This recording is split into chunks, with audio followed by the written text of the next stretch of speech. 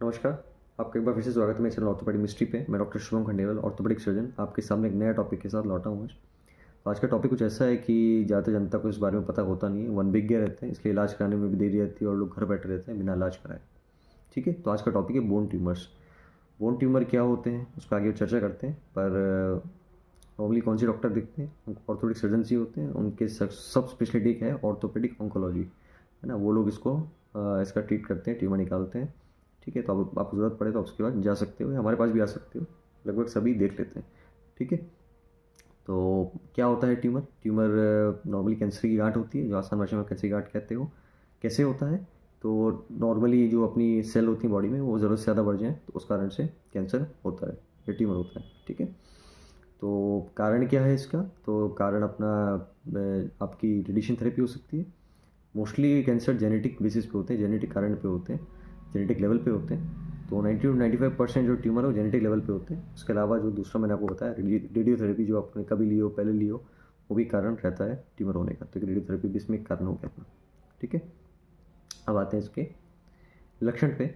और पहले बात कर लेते हैं, नॉर्मल बात करते हैं ट्यूमर पे कि क्या क्या चीज़ें कि किस तरह के ट्यूमर हो सकते हैं। तो एक होता है बिनाइन ट्यूमर, एक होता है मैलिग्नेंट ट्यूमर।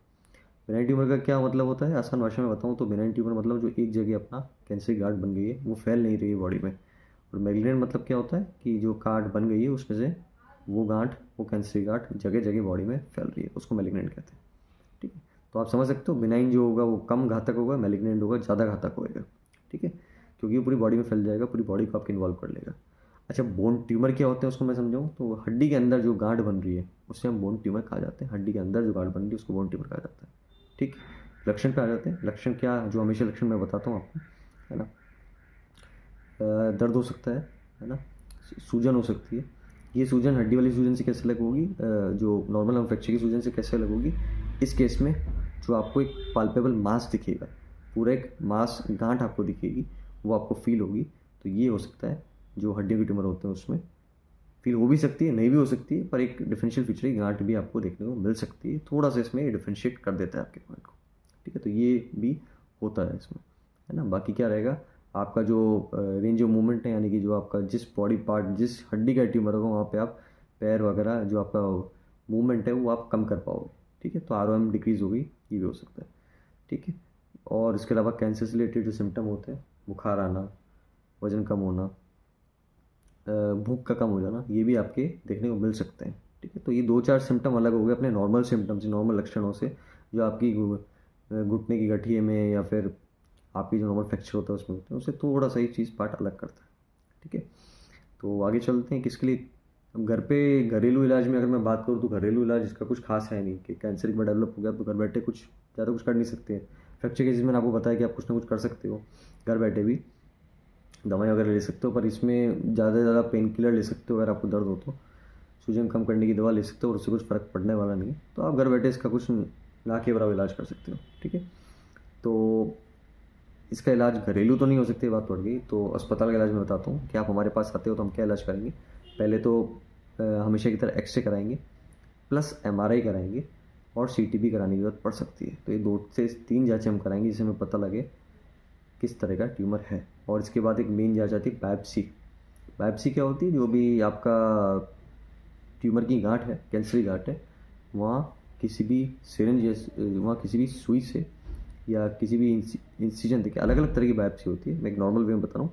किसी भी तरीके से उसका सैंपल कलेक्ट कर लेना और उसकी फिर जांच करना, उसको बायोप्सी कहा जाता है। उसमें से थोड़ी सेल्स ले लेना और उसको जांच करना, उसको हम बायोप्सी कहते हैं। बहुत तरह की बायोप्सी होती है, कभी इस पर बाद में चर्चा करेंगे, ज़रूरत भी नहीं इन सब चीज़ों की। तो बायोप्सी हम करा के देखेंगे इसका।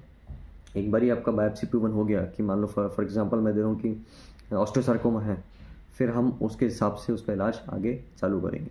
ठीक है, नॉर्मली आपको कैंसर में किस किस तरह के इलाज देखने को मिल सकते हैं? जो आपके नॉर्मल सॉफ्ट टिश्यू कैंसर होता है उसमें आप कीमोथेरेपी और रेडियोथेरेपी तो हमेशा लेते ही हो, तो वो भी एक बोन ट्यूमर्स का वो भी एक ट्रीटमेंट होता है, कीमोथेरेपी प्लस रेडियोथेरेपी। आगे का भी हो सकता है, हम चर्चा करेंगे कुछ में रेडियोथेरेपी दी जा सकती है, कुछ में कीमो का कोई रिस्पॉन्स नहीं होता। तो अभी एक के लिए ध्यान रखें, कीमोथेरेपी और रेडियोथेरेपी दी जाती है ना। कुछ कुछ साइकिल्स दी जाती हैं ताकि इसमें थोड़ा बहुत आपका सुधार आए कैंसर की गांठ में। और उसके बाद फिर हम जो रहता है सर्जरी करते हैं, सर्जरी करके गांठ निकालते हैं, ट्यूमर की गांठ। ठीक है, सर्जरी में क्या क्या हो सकता है। सर्जरी में बताऊँ आपको कि नॉर्मली ऐसा हो सकता है कि हम उस मांस का चीरा लगा के वो जो गांठ है उसका एक्सीजन करते हैं, उसको बाहर निकाल दें। ये तो पहला सर्जिकल ट्रीटमेंट हो गया। इसके अलावा भी और तरह के कैंसर होते हैं जो हड्डी में बहुत ज़्यादा फैल जाते हैं, तो उसमें 2-3 टर्म्स आते हैं, जैसे लिम्ब स्पेयरिंग सर्जरी और एम्पुटेशन। लोग पढ़ते हैं समझ नहीं पाते। लिम्ब स्पेयरिंग की जाती है हम तब करते हैं जब हमारा जो कैंसर की गांठ है उसने पूरी हड्डी को इन्वॉल्व, पूरी हड्डी इन द सेंस कि पूरी हड्डी इन्वॉल्व नहीं हो गई हो, है ना, कुछ पार्ट हड्डी का इन्वॉल्व हुआ हो और उसमें हमारे जो न्यूरोमस्कुलर स्ट्रक्चर होते हैं, जो खून की नलियाँ वगैरह, वो नहीं इन्वॉल्व हुई हो, तो हम इस तरह का लिम्ब स्पेयरिंग सर्जरी करते हैं, जिसमें अगेन वही अपना जो भी हाथ या पैर उसको बचाते हुए और नॉर्मली जो कैंसर की गांठ उसको निकाल दिया जाता है। दूसरा था एम्पुटेशन। एम्पुटेशन पे मैंने चर्चा नहीं करी आज तक, मैं आपको बताता हूँ इस वीडियो में एम्पुटेशन होता क्या है।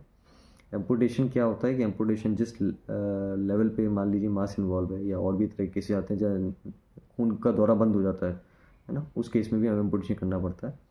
जैसे आपको बहुत ज़्यादा शुगर है, बहुत ज़्यादा आपकी नसों में जो खून है उन नसों में ही दिक्कत है, ठीक है, खून की नलियों में जो रहती है वो दिक्कत है, ठीक है। आगे एक बार एम्पुटेशन में भी बना दूंगा आपको एक वीडियो, वो क्लियरली समझ में आए, पर अभी समझ लो कि जिस लेवल पे ये चीज़ होती है उसके नीचे ऊपरी लेवल से हम उस अंग को काट के निकाल दें, या आसान भाषा में एम्पुटेशन कहलाता है आपको, तो वो एम्पुटेशन करने की रिक्वायरमेंट हमें पड़ सकती है। इस तरह के सर्जिकल ट्रीटमेंट, आपका सर्जिकल प्लान ये रहता है। आगे जब हम डिस्कस करेंगे कुछ ट्यूमर जो ज़रूरी हैं बताने के लिए, है ना, जो मोस्ट कॉमनली देखे जाते हैं, पेशेंट आते हैं, उस पर हम चर्चा करेंगे। अभी के लिए मेरे को ये बेसिक चीज़ आपको समझानी थी कि बोन ट्यूमर्स होते क्या हैं और इसका ओवरऑल ट्रीटमेंट और क्या हो सकता है। घरेलू ट्रीटमेंट इसमें नहीं हो सकता, मैं आपको फिर से बताऊँ, इसमें कोई यूज़ नहीं है घरेलू ट्रीटमेंट का, तो आपको हॉस्पिटल ट्रीटमेंट ही लेना पड़ेगा, इसमें हमारे पास आकर ही ट्रीटमेंट लेना पड़ेगा। तो ये चीज़ आप समझ सकते हो।